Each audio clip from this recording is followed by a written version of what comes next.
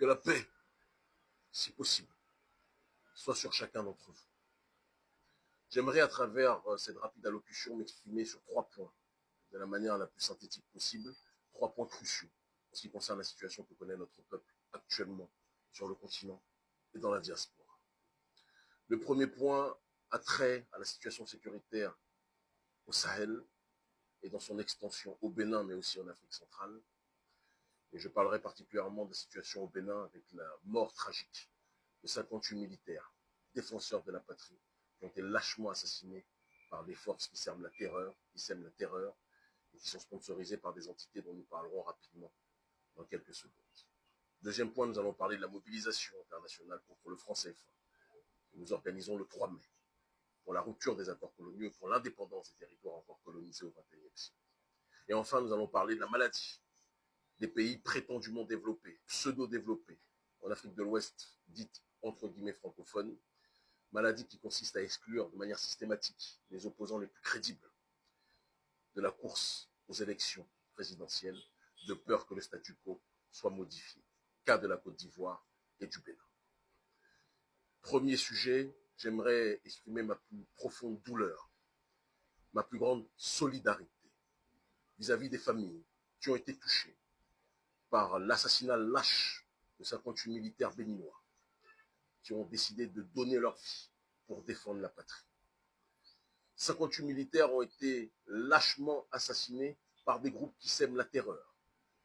Le Bénin, dans son intégralité, du plus bas peuple au plus haut dirigeant, pleure la mort de ces militaires.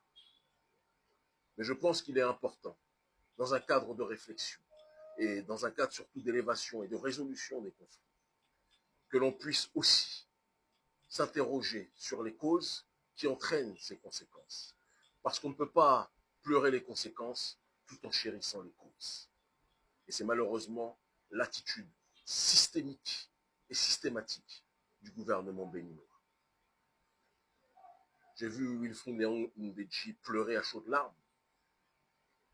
Et je me suis interrogé, pourquoi pleure-t-il des drames quand il connaît la responsabilité de son gouvernement dans ces causes? J'aimerais utiliser le processus philosophique de la maïeutique, interroger le peuple afin de susciter une réponse qui poussera à la réflexion. Mes chers frères et sœurs, quelles sont les forces qui sont responsables de la déstabilisation du Sahel, de l'Afrique francophone et de l'Afrique de manière générale, parce que ça ne touche même pas que les francophones, l'Afrique qui est touchée par ces groupes qui sèment la terreur? Quelles sont les forces qui sont responsables de cela? Je vais vous le dire.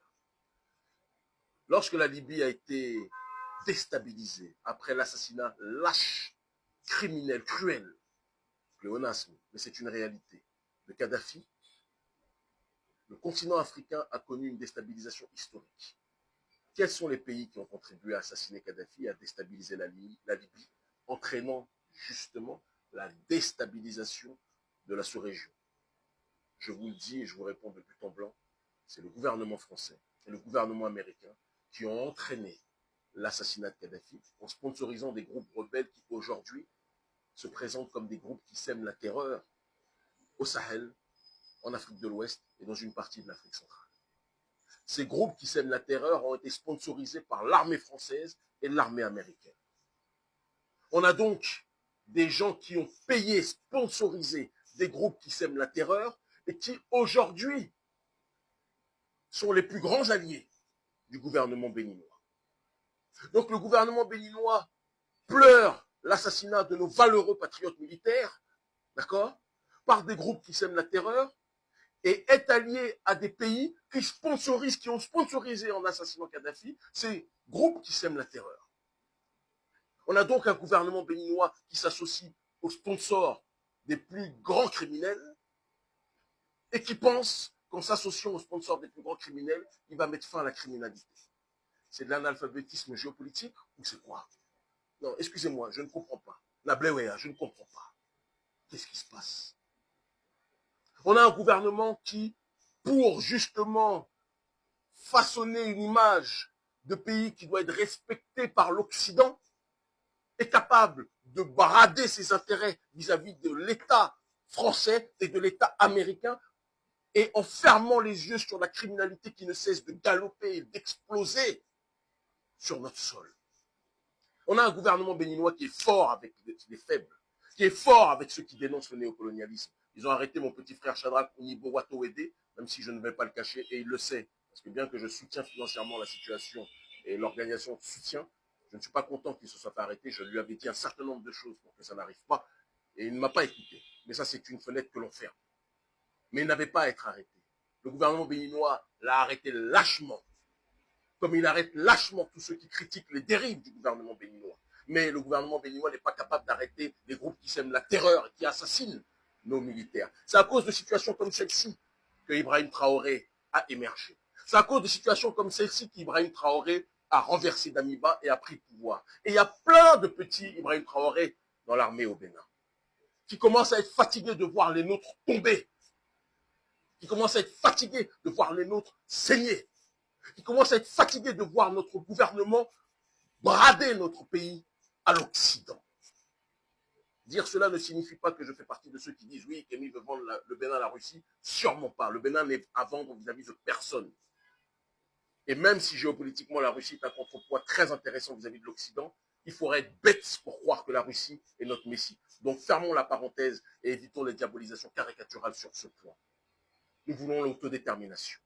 Mais l'autodétermination, ça consiste à se déterminer nous-mêmes et à refuser la néocolonisation. Le gouvernement béninois est mains liées et pieds liés avec les forces qui sponsorisent les groupes qui sèment la terreur. Vous ne pouvez pas pleurer les conséquences en vous attachant, en vous liant maladivement aux causes. Tant que le peuple, même s'il n'est pas d'accord, parce que partout nos militants le voient, le peuple n'est pas d'accord avec ce qu'est en train de faire le gouvernement béninois. Mais tant qu'il y aura la peur, il n'y aura pas de lueur. La situation doit changer. Le combat, nous le menons partout. Et nous comprenons que si nous voulons mettre fin à ces groupes qui sèment la terreur, c'est la décolonisation ultime que nous devons effectuer pour que la souveraineté puisse être retrouvée. Le gouvernement béninois dit qu'il faut s'allier avec l'AES pour lutter contre les groupes qui sèment la terreur. Oui, mais l'AES, confédération à laquelle je suis lié, ne va jamais accepter de collaborer avec un pays qui collabore avec le système néocolonial. Ce n'est pas possible. Parce que le système néocolonial a juré de faire tomber l'AES. Il n'y a pas besoin d'avoir fait maths pour comprendre des éléments aussi simples. Mais le gouvernement béninois, visiblement, fait preuve d'un alphabétisme en géostratégie. Pendant combien de temps ça va durer, c'est la vraie question. Notre résolution, elle est simple. On ne peut pas lutter contre les groupes qui sèment la terreur sans lutter contre le système néocolonial. Et c'est la raison pour laquelle nous organisons le 3 mai une mobilisation internationale dans plusieurs pays d'Afrique, mais aussi dans des territoires appelés de manière impropre d'outre-mer, d'accord, en l'occurrence la Réunion, mais partout en Afrique, dans différents pays d'Afrique, nous organisons une mobilisation contre le franc CFA, pour la rupture des accords coloniaux et pour l'indépendance des territoires encore colonisés au XXIe siècle. Je serai pour ma part au Tchad, d'accord, et nous allons coordonner toutes ces mobilisations qui vont prendre la forme de conférences de presse, meetings, simultanés, pour faire entendre les voix du peuple qui ne veut plus que notre peuple, que notre terre, que notre continent, et de manière générale que les opprimés subissent de cette façon le système colonial. Mobilisation le 3 mai à 15 h dans différents pays. Nous avons donné les adresses sur nos réseaux.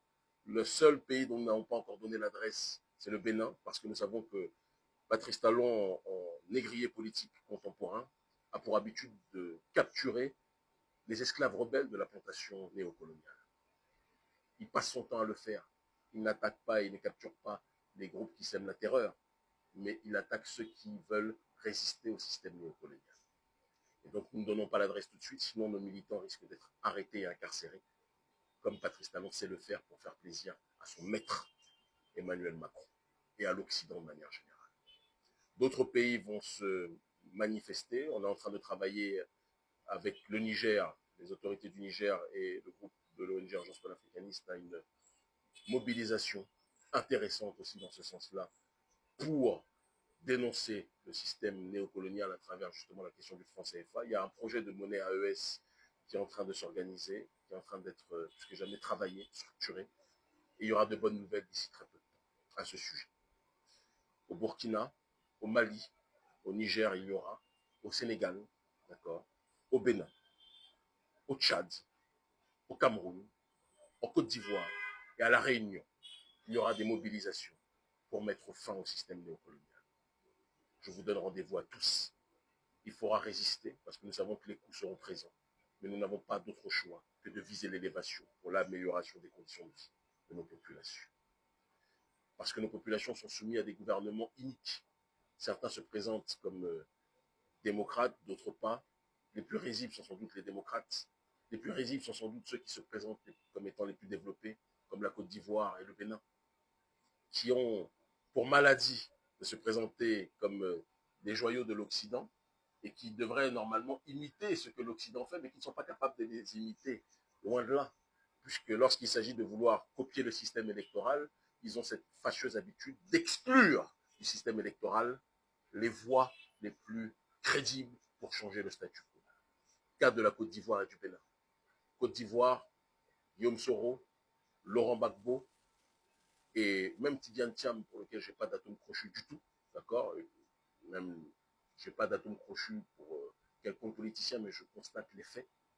Tidiane Thiam lui-même est interdit de se présenter, tout le monde sait que si on l'avait laissé se présenter, il aurait mis une correction sans doute au président Alassane Ouattara. Ce système ne veut pas de personne qui pourrait changer même d'une virgule le système tel qu'il est aujourd'hui. C'est une réalité. Au Bénin, c'est la même chose. Le code électoral est fait de telle sorte que seuls les partis sponsorisés par Patrice Talon peuvent se présenter. Et le seul autre parti qui peut se présenter, c'est le parti de l'ancien président, qui lui aussi, malheureusement, Yahi Boni, le Parti démocrate, est aussi lié maladivement au système néocolonial. Et c'est la raison pour laquelle des gens comme moi et comme des tas d'autres ne peuvent pas se présenter. Et la seule chose qu'on nous demande de faire, c'est de mendier une place dans des camps qui sont maladivement et structurellement liés au système néocolonial. Je ne mentirai pas. Je ne mendirai pas. Nous allons continuer notre combat, comme nous le faisons ici, pour la souveraineté, pour l'autodétermination, pour la décolonisation de nos pays de manière collective. Et petit à petit, comme nous l'avons fait au sein de l'AES, les changements vont se faire. C'est la seule solution. Nous irons au bout. C'est notre réflexion, c'est notre mission. Et il en va du sort des futures générations. L'Afrique libre ou la mort, nous vaincrons. Merci infiniment.